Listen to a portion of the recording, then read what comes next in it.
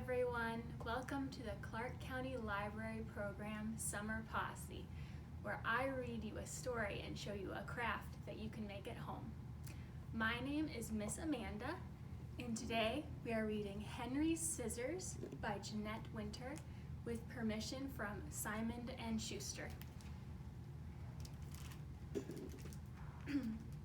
Matisse got as close as one can get to heaven with a pair of scissors. Romer Bearden. Henry's Scissors by Jeanette Winter.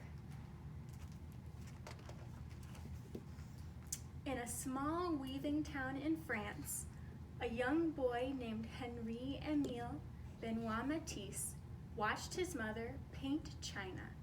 He wanted to paint too.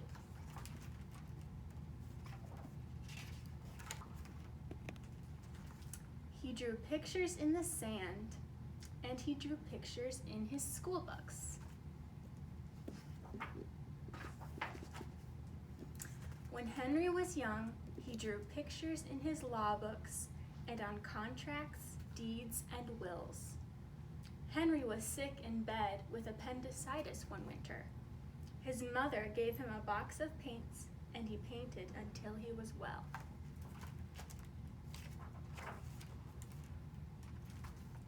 He kept on painting, forgot about law, and left his small town to be an artist in Paris. Henry painted pictures day after day and year after year.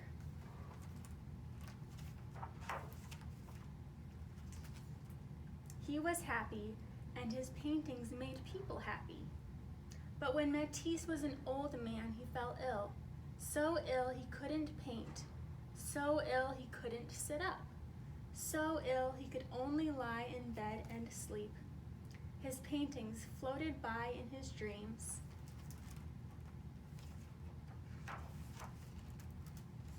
Matisse finally opened his eyes, and they were filled with sadness. Now he must remain in bed or use a wheelchair. Would he ever have the energy to paint again?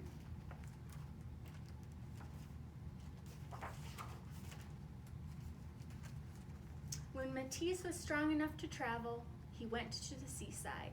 The sea air might help him get well. Before long, he sat up. A little later, he drew.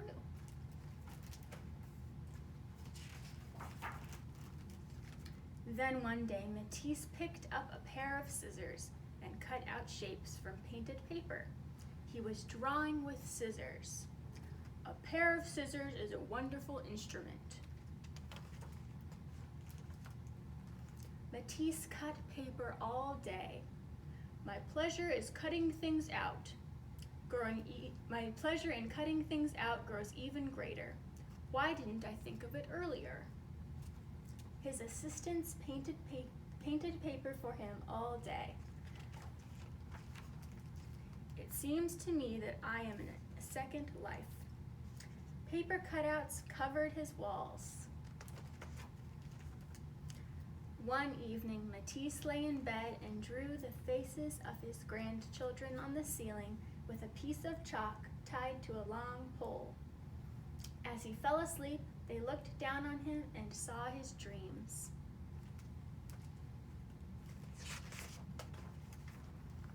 They saw the shapes that surrounded him in sleep.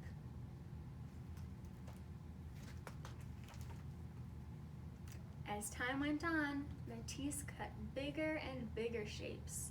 They filled his seaside room with color.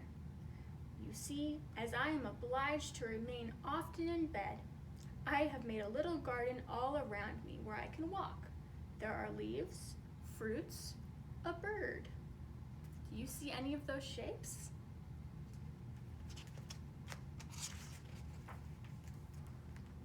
I am deeply contented, happy. What beautiful colors.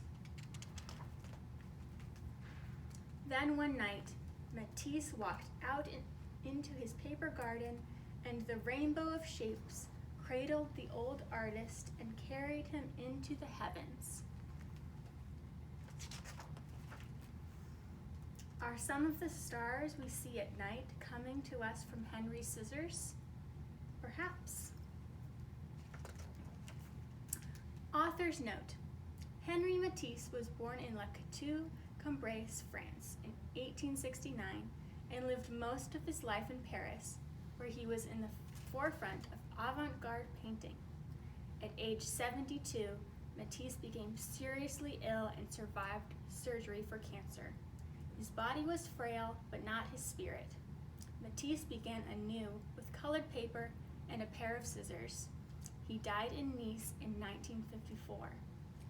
I had only seen reproductions of Matisse's large cutouts until I visited the National Gallery in Washington, D.C.